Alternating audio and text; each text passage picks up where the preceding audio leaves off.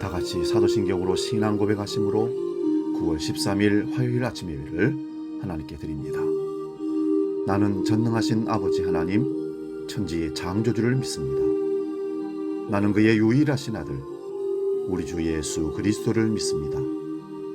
그는 성령으로 잉태되어 동정녀 마리아에게서 나시고 본디오 빌라도에게 고난을 받아 십자가에 못 박혀 죽으시고 장사된 지 사흘 만에 죽은 자 가운데서 다시 살아나셨으며 하늘에 오르시어 전능하신 아버지 하나님 우편에 앉아 계시다가 거기로부터 살아있는 자와 죽은 자를 심판하러 오십니다. 나는 성령을 믿으며 그 거룩한 공교회와 성도의 교제와 죄를 용서받는 것과 몸의 부활과 영생을 믿습니다. 아멘.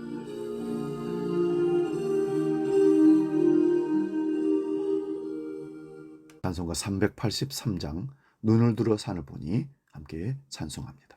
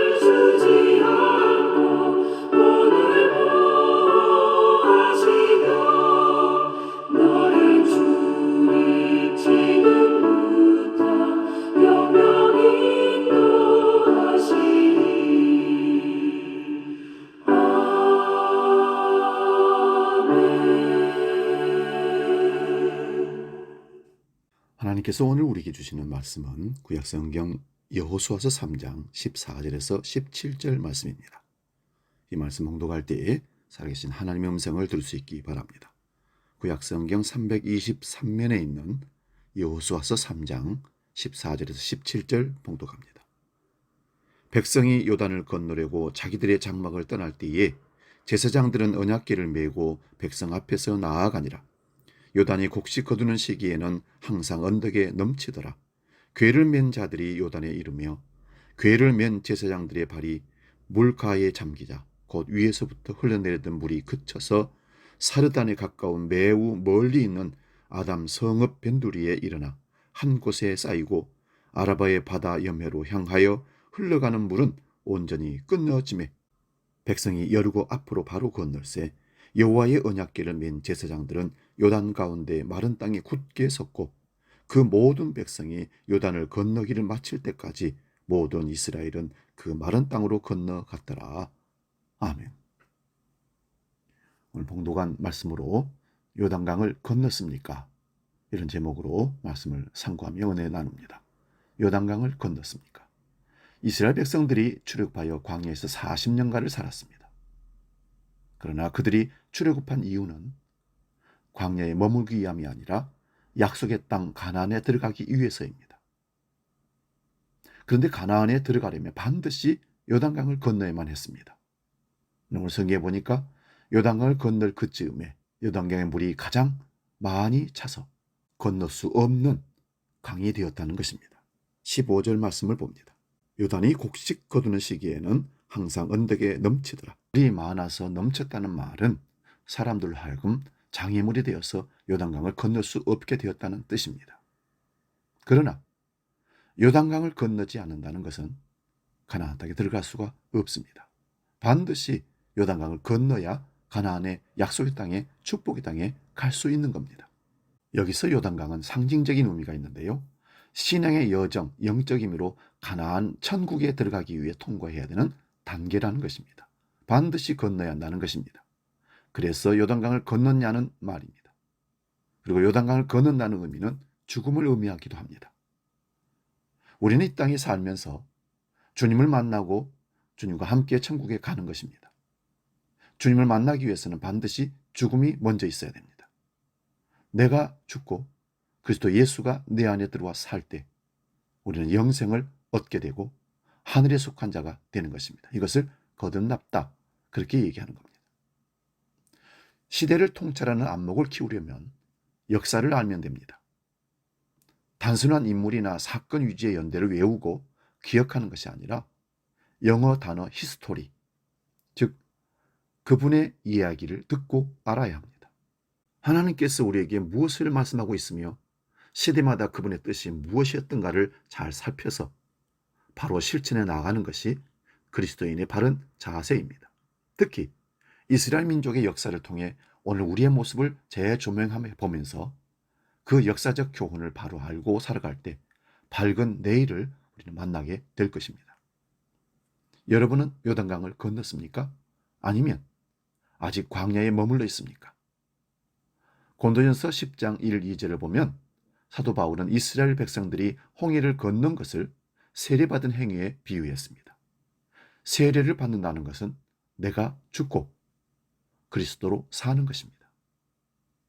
그들이 물 가운데로 지나간 것처럼 우리가 물로 세례를 받고 성령으로 죄의 멍에에서 해방을 얻은 구원받은 성도들이라고 하였습니다.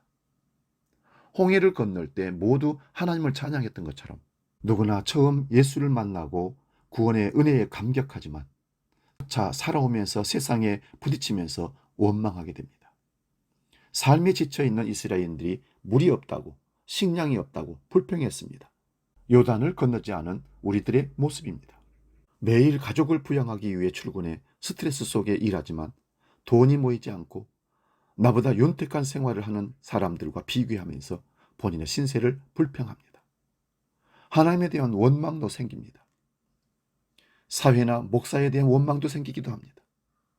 요단을 건너지 않고 있다면 우리에게 이런 원망과 불평의 생활이 계속 일어날 것입니다. 본문에 보면 하나님은 너희는 요단을 건너라고 명령하셨습니다. 요단은 광야와 약속의 땅 사이를 구분하는 경계입니다. 약속의 땅이란 하나님의 언약, 즉 하나님 나라를 의미합니다. 죄의 용서를 받고 구원받은 성도들이라면 이제 광야 생활의 불평을 뛰어넘어야 한다는 것입니다. 우리는 출애굽한 이유가, 세상으로부터 부름받은 이유가 광야에 머물러 살기 위함이 아니고 세상에 머물러 살기 위함이 아니고 저 가나안 땅 천국에 들어가기 위함입니다.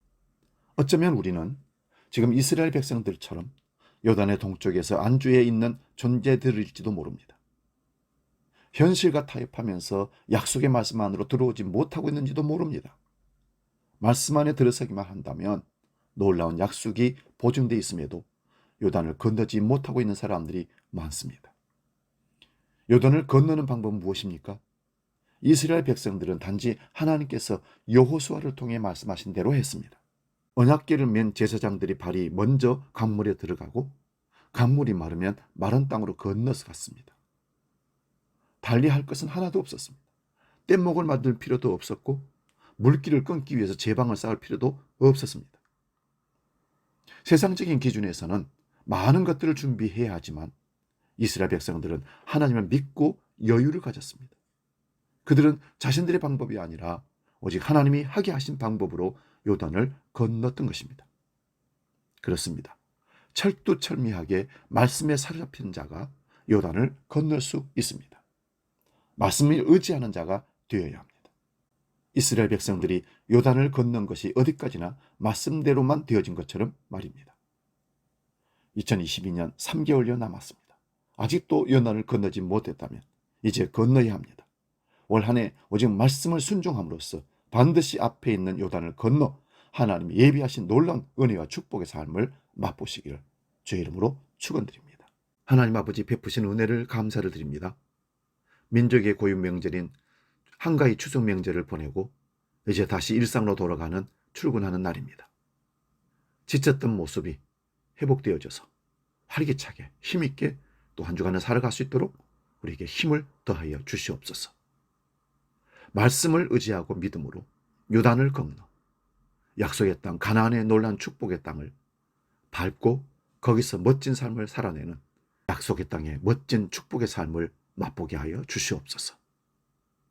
이제는 주기도로 함께 기도합니다. 하늘에 계신 우리 아버지, 아버지의 이름을 거룩하게 하시며 아버지의 나라가 오게 하시며 아버지의 뜻이 하늘에서와 같이 땅에서도 이루어지게 하소서.